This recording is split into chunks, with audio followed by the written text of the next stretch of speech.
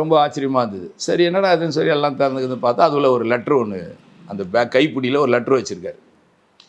அது கொஞ்சம் தமிழில் கொஞ்சம் ஏதோ தப்பு தண்டா ஏதோ எழுதியிருக்காரு. ஒரு ஆட்டோக்காரர் அவர் என்ன எழுதியிருக்காரு, சார் வணக்கம், இந்த பேக்கை வந்து ஒருத்தர் என் வண்டியில் மிஸ் பண்ணிட்டாரு 3 நாளைக்கு முன்னாடி. அது பின்பக்கம் விழுந்துடுச்சு. நான் அது இன்றைக்கி தான் பார்த்தேன். அதில் டாக்குமெண்ட்லாம் இருக்குது. ஸோ இது வந்து நான் எடுத்துன்னு வந்து உங்ககிட்ட இதை ஒப்படைச்சிடுறேன். ஏன்னா அங்கே தான் கம்ப்ளைண்ட் கொடுத்துருப்பாரு. இதில் ஒரு 5000 பணம் இருந்தது. இந்த பணம் நான் எடுத்துக்கிறேன். எனக்கு ஒரு அவசர தேவைக்காக இந்த பணத்தை எடுத்துக்கிறேன்.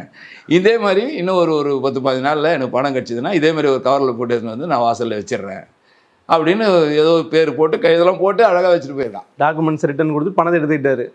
பணம் அதில் இருந்தது. அந்த பணம் இல்லாமல் இருந்ததுன்னா அவர் நேரடியாக கூட வந்து கொடுத்துருப்பாரு இல்லையா, சார் டாக்குமெண்ட்டுக்கு சார்னு கொடுத்துருப்பாரு. அந்த பணம் இருக்குது, சரி அந்த பணத்தை எடுக்கணும்னு நினைக்கிறாரு. பணத்தை எடுத்துக்கிட்டு வெறும் டாக்குமெண்ட் எடுத்து வந்து கொடுத்தாருன்னா எங்கால் விடுவாரா, அவங்ககிட்ட கூட நம்மால் விட மாட்டானே.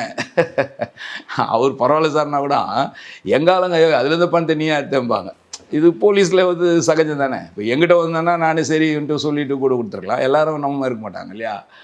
அது ஒரு வித்தியாசமான ஒரு விஷயம். அப்புறம் அவரை வர சொல்லி அப்புறம் அவர்கிட்ட கொடுத்தோன்னா அவர் ரொம்ப சந்தோஷப்பட்டார் அவர்.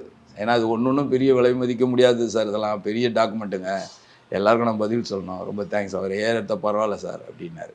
ஆனால் அதுக்கப்புறம் அவர் வந்து கவர்லாம் வைக்கலன்னு வச்சுங்க. அது சும்மா ஒரு அந்த அளவுக்கு எழுதி அப்போதைக்கு ஒரு லெட்ரு ஒன்று வச்சுட்டு பேக்கை வச்சுட்டு போயிட்டார்.